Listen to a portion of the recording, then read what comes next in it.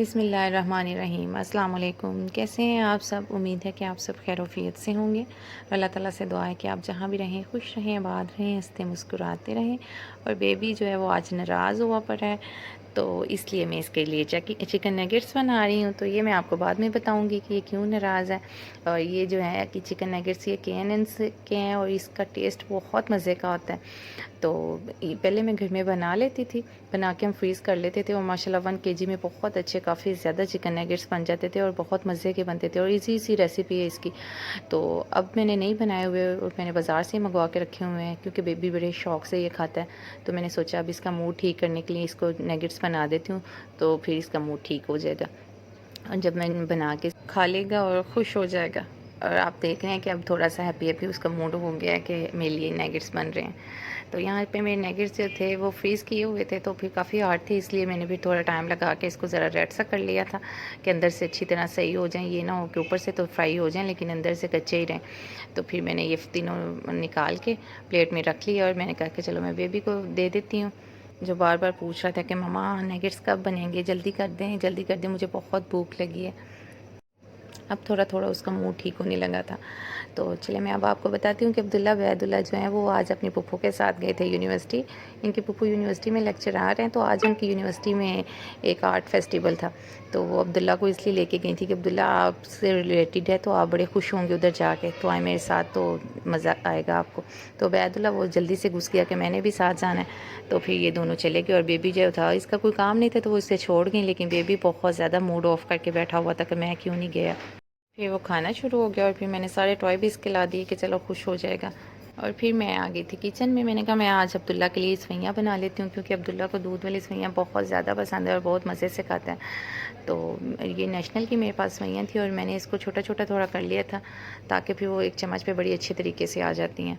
और मैंने पैन में थोड़ा-सा ऑयल लिया था। मैं जैसे बनाऊँगी ये रेसिपी फिर मैं आपके साथ शेयर करती रहूँगी और आप देखिएगा कि माशाल्लाह से बहुत मज़े की ये सेवइयाँ बनती हैं। और इसका कलर बड़ा लाइट होता है तो इसलिए मैं इसको ज़रा सा फ्राई कर लेती हूँ ताकि इसका कलर हल्का सा ब्राउन गोल्डन सा आ जाए।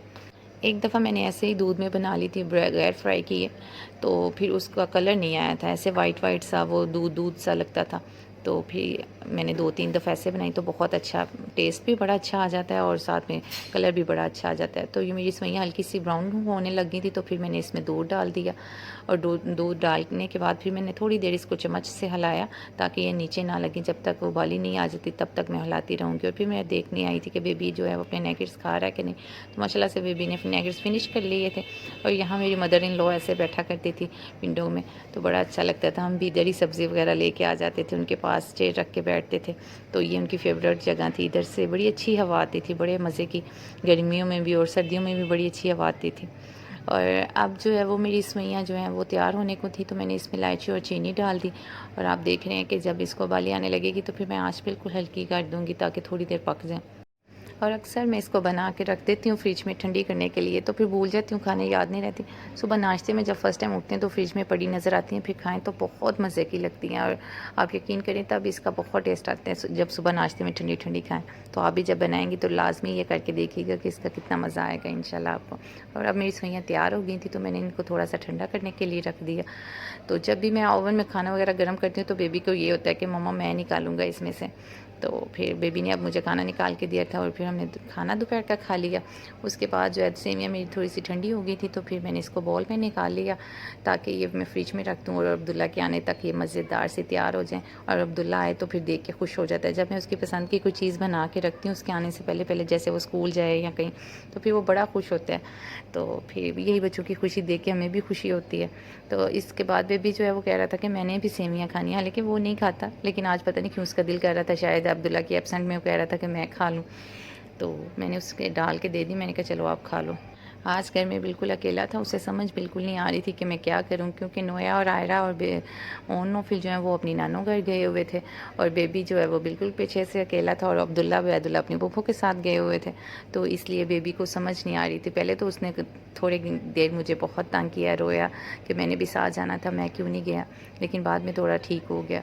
तो अब वो सेट हो रहा है लेकिन बार-बार फ़ील करता है कि मम्मा भाई बैद भाई किधर हैं, अब्दुल्ला भाई किधर हैं। तो बस ऐसे ही मैं कह रही थी कि अभी आ जाएँगे, अभी आ जाएँगे। बेबी जो है वो दूध के अलावा कोई मीठी चीज़ नहीं खाता, इवन कि कोई ऐसी चीज़ बाज़ार की भी हो या घर की भी हो, जैसे मर्ज़ी उसको खिलाने की कोशिश करें, नहीं खाएगा। लेकिन आज माशाल्लाह से बड़े शौक़ से सेवियाँ खा रहा था और मुझे बड़ी खुशी हो रही थी कि शुक्र है कुछ तो खा रहा है। तो अब जो है वो विंडो में खड़ा हो जाता था कभी-कभी इधर, समझ नहीं आ रही थी उसे कि क्या करें। तो मैं भी इसके साथ-साथ थी। आज मैं कह रही थी कि चलो इसको थोड़ा टाइम स्पेंड हो जाएगा, अगर मैं अपने काम में लग गई तो फिर वो अकेला रह जाएगा और रोना शुरू कर देगा। विंडो में से देख के 2-3 चक्कर नीचे के भी लगाया था, लेकिन उसे नीचे भी कोई सुकून नहीं आया था और ना ही आज उसका कोई टॉय में दिल लग रहा था। तो फिर मैंने खाना बनाना था तो मैं किचन में आ गई, फिर मैं बेबी को भी अपने पास ही ले आई।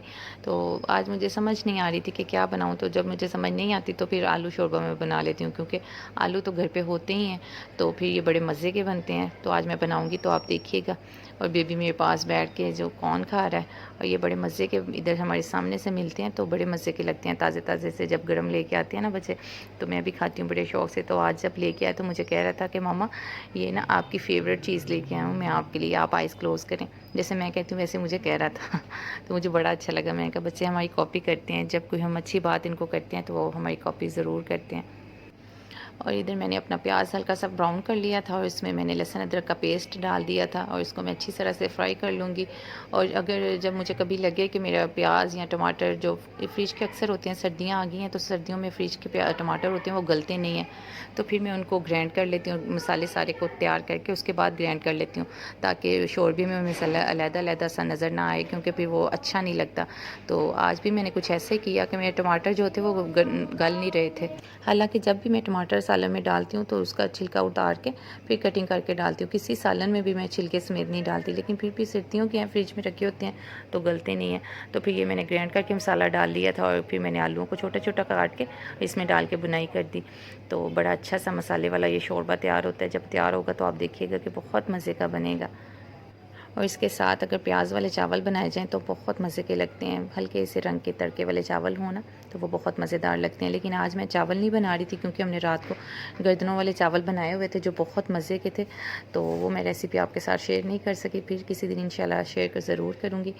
तो इसके साथ ही जो है वो मेरे शोरबा पकने लगा था, तो फिर जब ये पकने लग जाएगा तो फिर मैं इसको आँच हल्की करके तकरीबन 15-20 मिनट तक रख दूँगी, क्योंकि इतने में आलू गल जाते हैं तो बड़ा अच्छा सा सालन तैयार हो जाता है। और जो बेबी है वो मेरे पास इधर शेल्फ़ पे बैठा खेल रहा था। अब मैं उसे कह रही थी कि नीचे आ जाओ, मेरे पास इधर बैठ जाओ, तो वो कह रहा था कि नहीं मैं इधर ही बैठूँगा। तो इसके साथ ही मैंने किचन भी साफ़ कर लिया था, जो मुझे बहुत अच्छा लगता है कि साथ-साथ मैं अपना किचन भी साफ़ करती रहूँ, ताकि ये होता है कि गंद ना लगे। खाना तो हमने बनाना होता है, लेकिन सफाई भी तो हमारा निस्फ़ ईमान है ना, तो इसलिए हम बहुत एहतियात से खाना जब भी बनाएं साफ़ सुथरा बनाएं।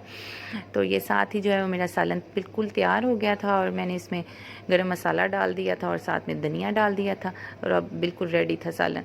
तो इसके साथ मैंने जो एग हैं वो बॉयल करने के लिए रख दिए थे, ताकि सालन के साथ ये तैयार हो जाए और रोटी भी बना लूँ, और रोटी बनाने के साथ ही फिर मैं सबको सर्व कर दूँगी। तो एग वो जो हैं वो मैंने हमेशा की तरह स्टील के बर्तन में रखे थे, ताकि देश की काली ना हो। तो अब मेरा सालन भी तैयार था और रोटियां भी तैयार थी और फिर मैंने सर्व करना था। इसी के साथ ही अगर हमें दीजिए इजाज़त। अगर आपका हमारा आज का व्लॉग अच्छा लगे तो शेयर ज़रूर किया करें, कमेंट्स बॉक्स में ज़रूर बताया करें कि आपको हमारी वीडियोस कैसी लगती हैं, और उस चैनल को सब्सक्राइब भी कर दिया करें और बेल आइकॉन को भी प्रेस किया करें, ताकि हमारी आने वाली हर नई वीडियो आप तक ज़रूर पहुँचे। अपना बहुत सारा रखिएगा ख्याल और दुआ में रखिएगा याद। ओके, अल्लाह हाफिज़।